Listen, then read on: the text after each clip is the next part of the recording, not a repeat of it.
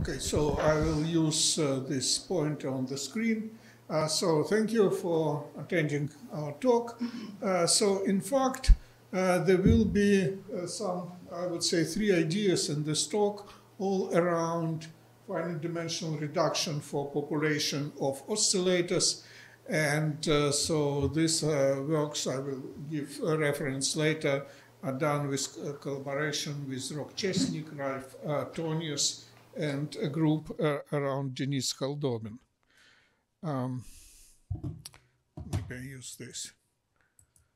Okay, so in many cases, you can consider a large ensembles of oscillators which are not organized in some network or lattice, but they really are coupled through mean fields and which can be called global coupling. And for example, so in this here you have metronomes on the common platform, and the platform ensures so that each metronome receives the same force, which is somehow is created. Now, if there is a mode for pedestrians on a bridge, then also each pedestrian receives some field from this bridge, from this mode, and you can also speak about global coupling. Or in this case of genetically modulate, genetically inserted clocks into cells. So the group around Lev Zimnik and Jeff Hastie in San Diego, so they produce more than 2.5 million totally cells which live in a common, so to say, microfluidic environment, and their clocks are synchronized by some chemicals from this environment. So there are other examples like electronic systems with a common load, and also in social events. So maybe you can attribute synchronous applause also to some kind of global coupling, but probably in another part of career. So let us think so how you can use phase equations for such populations. So originally you don't have phase equations, you have some other equations for the dynamics of individual objects. So K is the index of each individual object, and there are mean fields, so there can be many of them, different mean fields or different modes, different projections, which are defined as variables which are averages basically of the sum observables of these individual fields.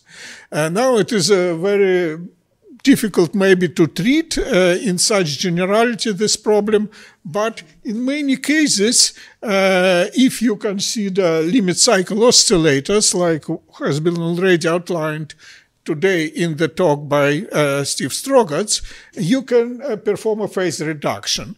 You say that each this system lies on its limit cycle, and there is a weak coupling between them.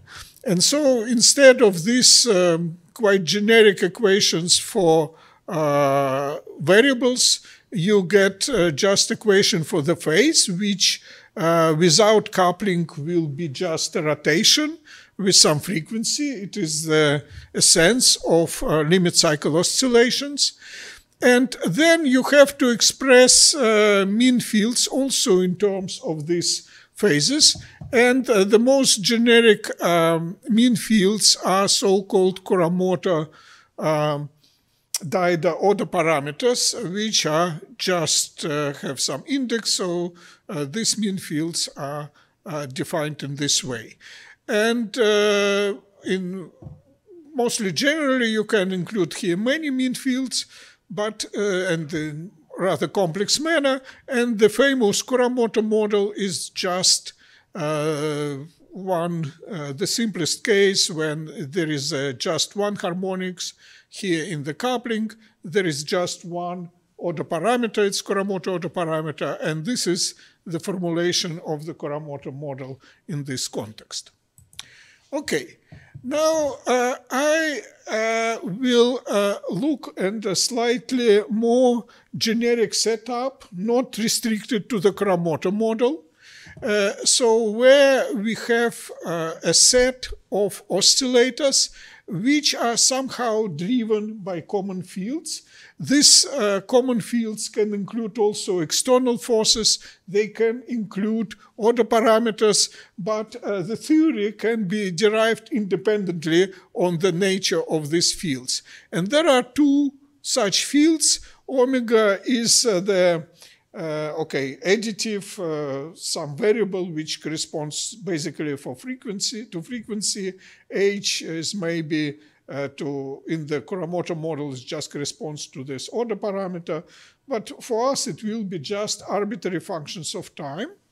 So this is the main part. And I will add also noise. Noise will help us, and especially Gaussian noise will help a lot. So it is white Gaussian noise, which really allows for a good description. And I will, for the moment, stick to this Gaussian noise term, and later we'll discuss what happens in a more usual Gaussian noise. So for such system of equations, you go to the thermodynamic limit, and instead of individual phases, you work with phase distributions or with densities, as has been already outlined in the first talk today by Chiba. So you write equation for the distribution density, which is, in this case, a generalized Fokker-Planck equation. So this is operator of Gaussian noise. With Gaussian noise, it will be just second derivative in the phase, but here it is a usual Liouville equation. And then you do the following. So it is a partial differential equations, but physicists so like not to work with such things. They define Fourier modes.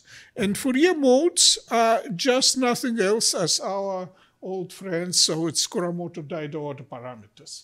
So in this context, they are just Fourier modes of this distribution. And you write a partial differential equation as an infinite system of equations for these Fourier modes or order parameters. So they are, of course, coupled. Now, this omega and h, they may include these order parameters themselves, but it doesn't matter much. So you have an infinite system of equations for these modes, and you want to analyze it. And from the Gaussian noise comes this decay term proportional. Okay, so which looks like this. Okay, now finite dimensional reduction. So in fact, for this system of equations, so two seminal approaches are known. And the first one, also historically, was development by Watanabe and Strogatz. They consider noiseless limit, so gamma equals 0. And they showed that, in fact, this is partially integrable system in this case. So you can exactly reduce it to 3 real variables plus a constant function, which depends on initial conditions. So the dynamic, although it looks like infinite dimensional, is in fact 3-dimensional. So this is exact reduction. It works also for finite number of oscillators, but here also for this infinite system. Then another reduction was suggested by Ott and Antonsen. And it appears, and it works also for with noise, so with term gamma. Here it doesn't matter much whether you have static distribution or not, but say in this case it works. But this is only particular reduction. There is some particular invariant manifold. In fact, this manifold is when all moments can be described through the first one in this way, so are powers on the first moment. And it is invariant under, you can solve this equation, but you need a special initial conditions to be on this manifold, of course. And so you reduce to two real variables. And there is also argument that this manifold is attracting. So if you want, you cannot describe all the dynamics, but you can describe asymptotic dynamics.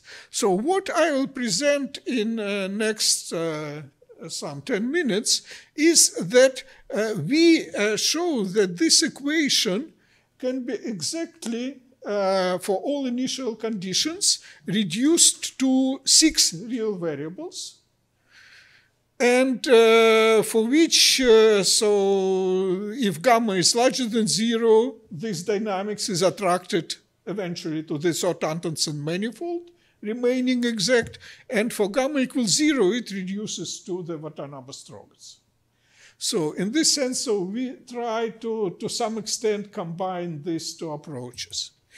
Now, unfortunately, I cannot really present derivations, which some include different generating functions and maybe 2 pages of making formulas.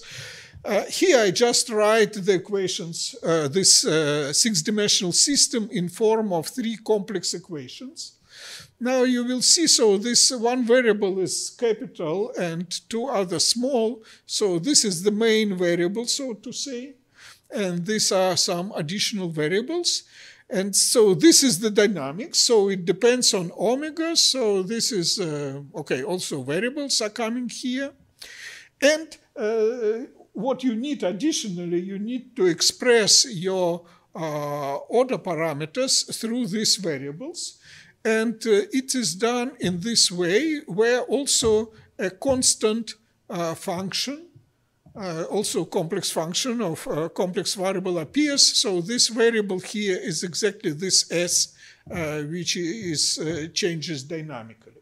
So it is a system of 3 complex ordinary differential equations, and all other is just algebraic manipulation.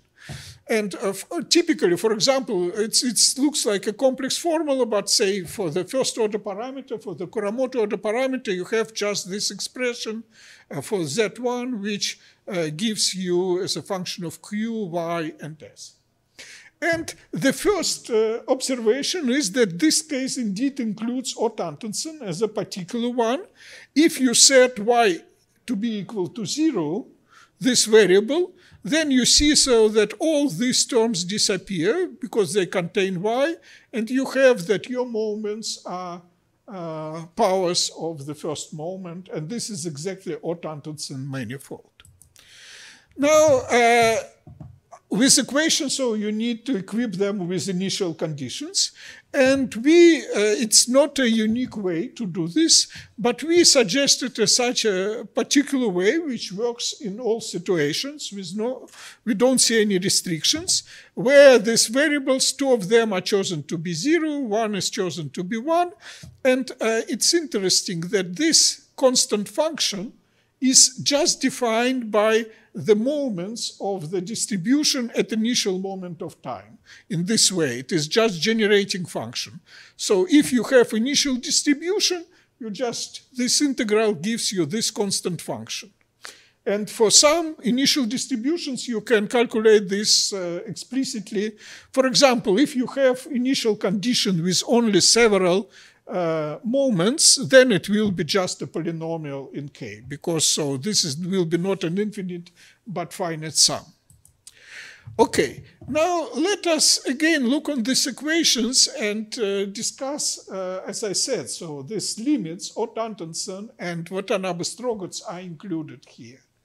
Maybe it is not so, you don't see this immediately, but with some manipulation, so you introduce new variable y capital, and you obtain for this variable this exact equation, just from this system.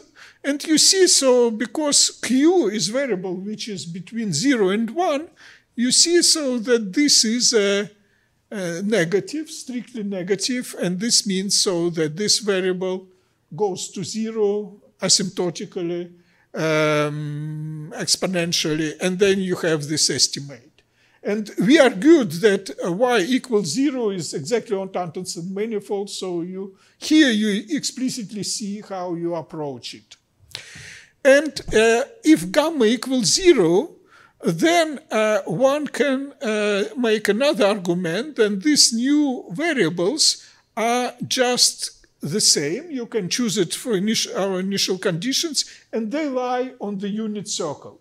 So instead of these two variables, you have just one phase on the unit circle, and together with first variable for Q, first equation for Q, it is exactly the set of Watanabe Strogatz equations. So these two limiting cases are included in this system. Now, what is the usage, or what is for? So, okay, so it's exact equations, but we know that all attractors should be on the Ott-Antonsen manifold. So if you are interested in the asymptotic and time dynamics, so what happens if you wait for a long time? So it is enough to analyze Ott-Antonsen equations, which are much more simple. But sometimes you do need transients, and especially if you think about if you want to determine not the attractors themselves, but also their basins. So if you have some kind of bistable situation, for example, synchrony, asynchrony, you want to know which initial conditions will bring you to synchronous state and which to asynchronous. And for example, sometimes people use resetting. Something happened to the system, so you have, I don't know, Parkinson synchrony, and you want to reset it, applying some perturbation, and you want that your perturbation brings you to asynchronous state and not back to synchronous. So you go somewhere and you cannot be sure that you remain on Ott-Antonsen manifold. You go somewhere outside and you need to know where you will come. And for this, you need to solve these exact equations, because with Ott-Antonsen, you can only follow on this manifold but not around. And sometimes you want to desynchronize, like for Parkinson, or maybe if you think about a power grid and there is some event, you want it to be resynchronized. So you want to have a basin of synchronous, determine it. And so this we indeed did with this equation. So it's just to show where they can be used. So you start with here, you start with synchronous state and the situation where this bistability, synchrony, asynchrony, you make a perturbation depending on the phase of the synchrony, and for different, you take a part of oscillators which you bring to another state, so it will be some arbitrary distribution, not on Ott-Antonsen manifold. You can follow equations, you can find basins of stability, and where you come to instability, or maybe you come back. So this you can do. Okay, so concluding this part, so it's a good thing. So it's exact low-dimensional reduction, but it is restricted. It is restricted because coupling can be only via the first harmonics. So it's also for Ott-Antonsen and Watanabe Strogatz, the same condition.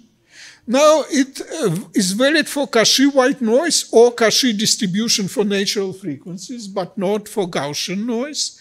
And it's only we have to work with populations, not with a finite number of oscillators. Now, here there is some attempt to extend this to multiharmonic coupling. So this first generalization of Kuramoto model was done by Hiro Daida. Therefore, these order parameters are called Kuramoto-Daida order parameters. And it is much more involved. There is no exact theory for it. Here, our approach works for 2 harmonics, 3 harmonics, whatever number of harmonics, but I will present formulas for 2 harmonics only. So you have coupling in the first harmonics and you have coupling in the second harmonics. Yeah, you see here this term. Still you need Gaussian noise. And then you have this system of coupled equations for the modes, where not only nearest neighbors in the mode space are coupled, but next nearest neighbors. If you have L harmonic coupling, then it will be L nearest neighbors which will be coupled. A little bit like Steve Strogatz showed for the real space, so that you can couple nearest neighbors, next nearest neighbors, and so on. Now, so Ott-Antonsen theory doesn't work here. And so can we still do something? So we haven't found here an exact dynamical reduction, but we have found exact reduction in the static case. So not exactly static, because here it is natural solutions are uniformly rotating. So, but if you make such a substitution, then for Z you have just a system of algebraic equations. So, and which is time independent. And you see it is a homogeneous lattice system. So you can make an exponential substitution here. So you look for solutions here in such a form as a combination of 2 complex numbers, which of course are roots of the corresponding characteristic equations. You have to take only, there are 4 roots, but you have to take only those whose absolute value is less than 1, otherwise your moments will be diverging. And you see, so everything is, and these coefficients C1 are expressed through these roots.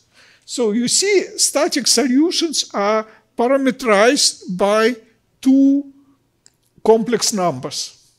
So in this sense, so they are finite dimensional, and it simplifies very much the further analysis which you can do with these equations. And it's interesting so that such a form of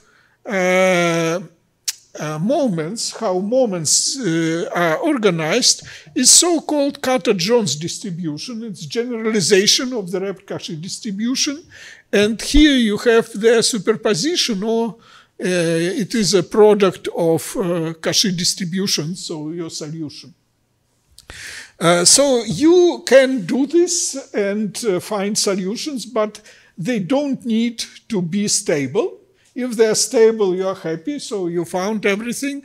But indeed, in this particular example, which we used for this illustration, there is a region when both this static solution is unstable, you have oscillations. And if you look on the error of this, our finite dimensional reduction, you see that it is everywhere 0, but in this oscillating region, it is large. So unfortunately, this poly-Repert-Cauchy distribution is not valid. We don't know what to do with time dependence. But for static solutions, it's okay. And here, this is illustration of a real distribution of oscillators. You see, so there are, it is product of these 2 Cauchy distributions. So it is really has 2 maxima like you would expect for a second harmonic coupling because it is there. And then, so you see, so it is a multi-harmonic coupling. You can do something, but only for stationary solutions, unfortunately. Still, it is Gaussian noise, what you do need, or there is still thermodynamic limit. And my last couple of minutes, I will spend with what you can do for Gaussian noise. Gaussian noise breaks this nice property because here, on the right-hand side of this equation, there is not just one end here, but also one end here. So Gaussian noise, in Gaussian noise, so high harmonics decrease n square and this breaks everything. Still, what can we do? We know that Ott-Antonsen manifold works for zero Gauss noise. Maybe for small noise we can do something around it. And indeed, it is possible to develop a perturbation theory based on the following observation. If you work not with these moments, but with cumulants, which we call circular cumulants, and not usual cumulants for Gaussian, close to Gaussian distribution, but it is cumulants on a circle, but the formulas are the same as for usual cumulants, you realize that all higher cumulants on the Ott-Antonsen manifold, they vanish exactly. And you leave only with one cumulant. So you can make a perturbation theory assuming that higher cumulants are small and cut this hierarchy. Because so now these higher cumulants are really small. You can cut it and obtain a finite, now approximate equation for the main cumulant and the second addition. And you can see so that it's indeed in a very good way describes real distributions. It's better than Ott-Antonsen. It is better than so-called Gaussian ansatz, where you assume it's Gaussian distribution. It's really several of order of magnitudes, improves accuracy, how you can describe, say here it is a noisy Kuramoto model. And here it is a case where you still can have approximate finite dimensional description close to Ott-Antonsen manifold for Gaussian noise, not exact, and also coupling in the first harmonic. Okay, so at this point, I go to the papers, and thank you for your attention. Thank you very much. Time for one question.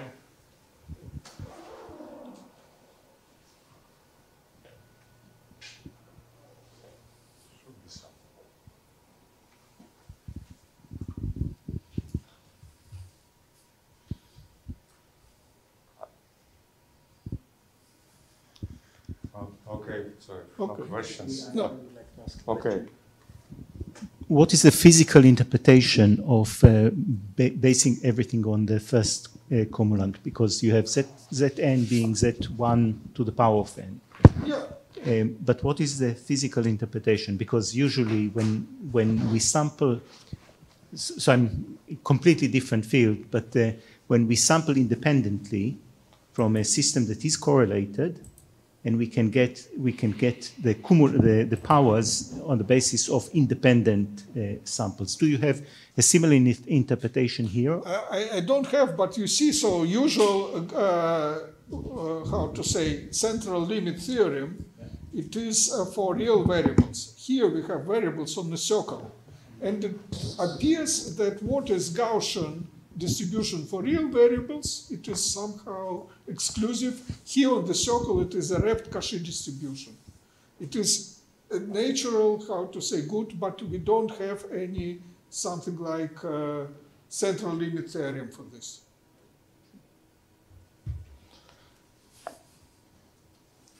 Okay, thank the speaker again.